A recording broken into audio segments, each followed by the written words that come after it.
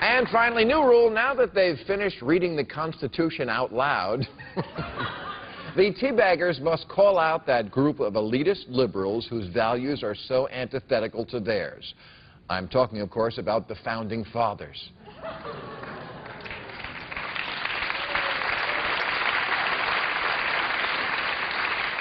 Who the teabaggers believe are just like them, but aren't.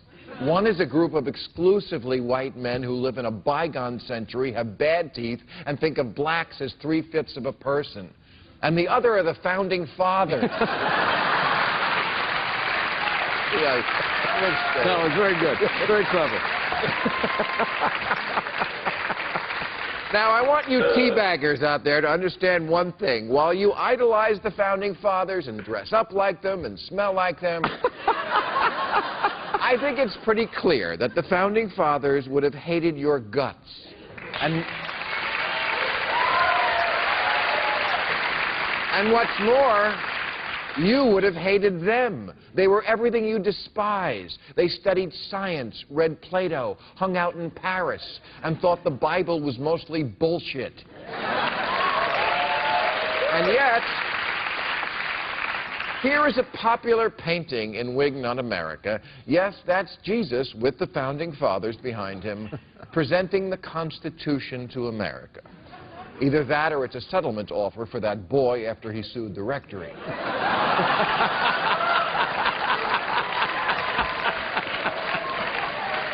Oh, my.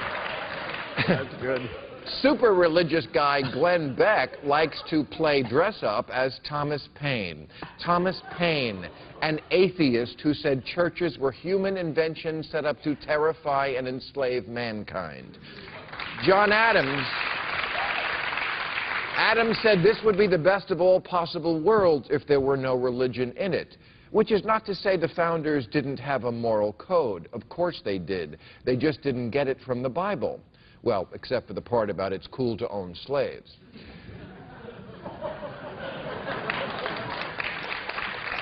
It's in there, folks. I didn't make it up.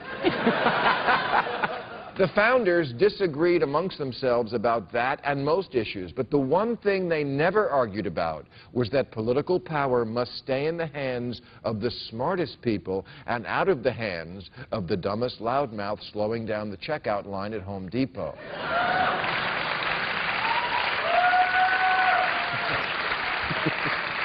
And yet, Sarah Palin once said of Obama, "We need a commander-in-chief, not a professor of law standing at a lectern." How gay is that? Well, I hate to break it to you, but Thomas Jefferson, lawyer. Alexander Hamilton, constitutional lawyer. James Madison, lawyer. John Adams, constitutional lawyer. They were not the common man of their day.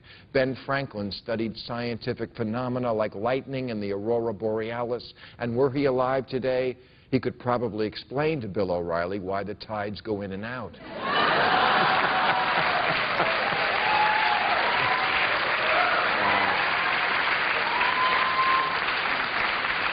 James Madison was fluent in Greek and Latin and could translate Virgil and Cicero.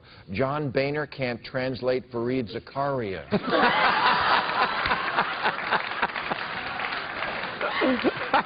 And Thomas Jefferson was an astronomer and a physicist who founded the University of Virginia, played the violin, and spoke 6 languages, or as Palin would say, all of them. That's our show. Thank you very much for coming back.